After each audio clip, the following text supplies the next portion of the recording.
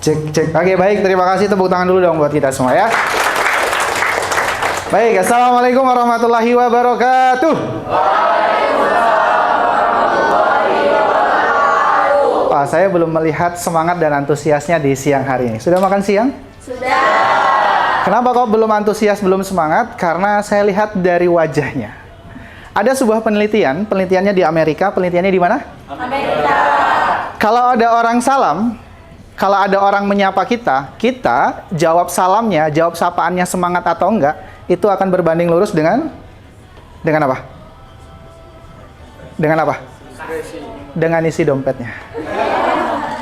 Jadi kalau ada orang salam dan menyapa kita jawabnya Waalaikumsalam warahmatullahi wabarakatuh, atau iya, berarti uang jajannya lagi segini. Iya, enggak ya. Jadi kalau ada orang salam jawabnya yang semangat, yang antusias, biar Allah kasih rezeki yang banyak. Assalamualaikum warahmatullahi wabarakatuh. Waalaikumsalam warahmatullahi wabarakatuh. Nah, gitu dong. Tepuk tangan dulu buat kita semua ya. Baik, saya panggilnya siapa ya? Adik-adik, kakak-kakak, teman-teman semua. Oke, baik teman-teman semua. Salam kenal. Nama saya Li Supriyadi. Ada yang sudah kenal saya? Ini nama saya. Hari ini kita akan sama-sama belajar ya. Sama-sama belajar tentang bagaimana sih kita jadi seorang leaders. Jadi seorang apa? Leader. Berbicara seorang leaders berarti berbicara tentang self leadership. Kita tidak akan pernah bisa memimpin orang lain kalau kita nggak bisa memimpin diri kita sendiri. Itu catatan paling penting. Maka poin pertamanya adalah self leadership. Oke? Itu yang akan kita bongkar di tahapan pertama. Baik, adik-adik semua, salam kenal. Nama saya Li Supriyadi. Saya dari kampung, rumah saya di Kecamatan Kedondong, Kabupaten Pesawaran. Ya. Dan adik-adik semua ada yang dari Pesawaran ya? Ada? Oke, salam kenal. Saya dari Kedondong. Dan hari ini adik-adik semua kita akan sama-sama belajar. Akan sama-sama apa? Belajar. Belajar tentang apa? Self leadership. Karena kalau kita sudah bisa memimpin diri sendiri, maka kita akan bisa memimpin orang lain. Nah, berbicara self leadership, kita akan mulai dari mana? Kita akan mulai dari sini adik-adik sekalian. Ada 5 masalah besar yang dihadapi generasi Zillennials hari ini. Adik-adik masuk generasi Millennials, Zillennials atau generasi Alpha?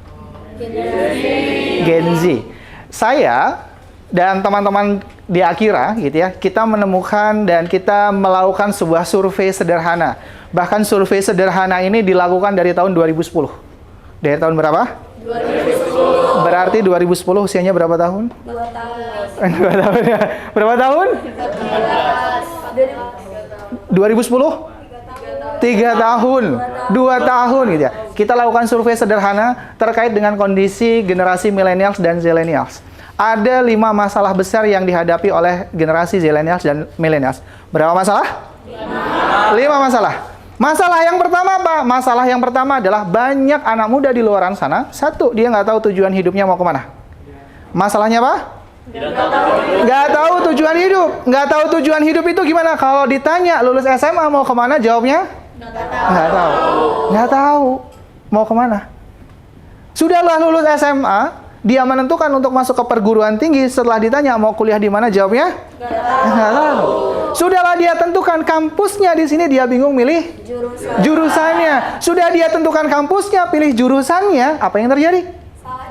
Salah jurusan katanya. Kenapa? Karena dia nggak tahu tujuan hidup. Pertanyaannya adalah, kita sudah tahu tujuan hidup kita?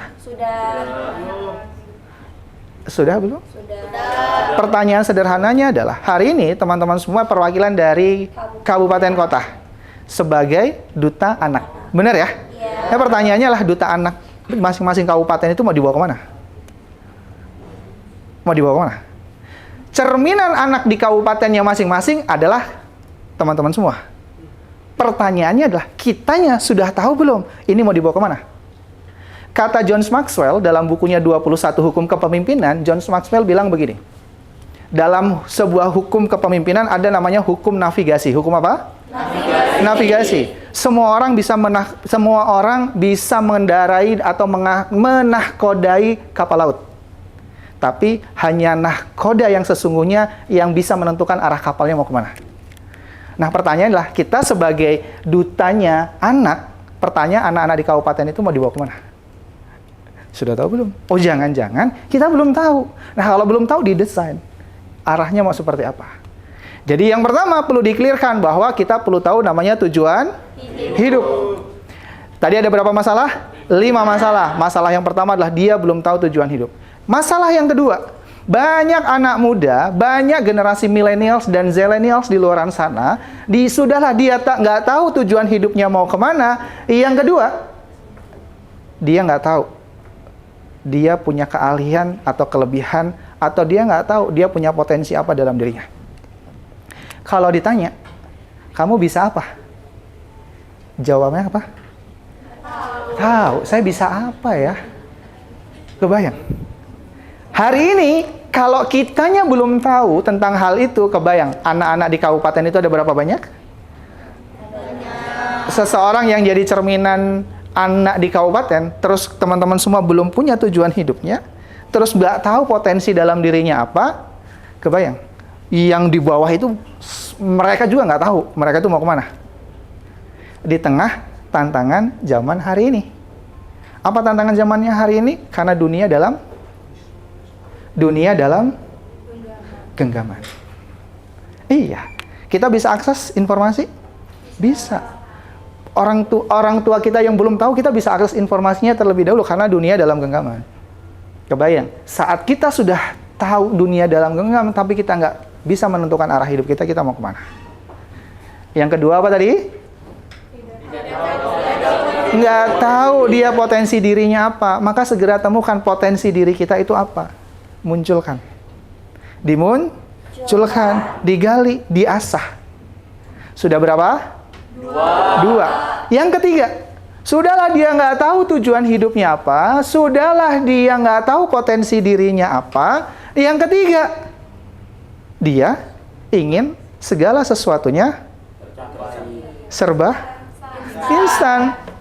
Baru belajar sekali, dia pengen jadi seorang ahli.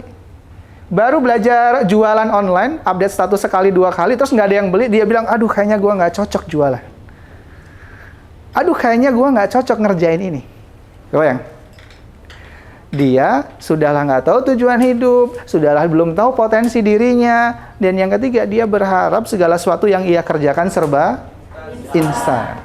Bisa nggak serba instan? Bisa. Tapi pertanyaannya lah, kitanya sudah siap atau belum? Kualitas, kapasitas diri kita sudah mumpuni atau belum? Kalau ternyata kualitas dan kapasitas diri kita belum mumpuni, iya perlu dilatih. Perlu diasah. Nah, kita, teman-teman semua, sebagai cerminan anak-anak dari daerahnya masing-masing yang potensial, maka munculkan itu. Karena jadi duta anak itu berapa tahun? 1 tahun. Pertanyaannya 1 tahun ini mau ngapain? Cuman mau jalan-jalan, keliling sana, keliling sini, atau memberikan dampak dan memberikan manfaat? Pertanyaannya memberikan dampak dan manfaat apa yang teman-teman inginkan? Banyaknya itu apa? Kamu mau sukses? Mau sukses? Mau. Pertanyaannya adalah ukuran suksesmu apa? Karena ukuran suksesmu dengan yang sebelah sini itu beda. Tidak bisa disamakan. Sama, pikiran kita itu terlalu abstrak. Saya ingin meningkatkan potensi diri. Ya, caranya dengan apa? Contoh sederhananya. Teman-teman semua, ketika teman-teman misalkan buka aplikasi Gojek, benar ya, aplikasi Gojek, saat teman-teman buka aplikasi Gojek, si aplikasi Gojek nyuruh kita apa? Hah? Mau makan apa hari ini? Kan suruh ngasih tahu, mau makan apa hari ini, atau mau kemana. Kita menuliskan tujuan kita mau kemana.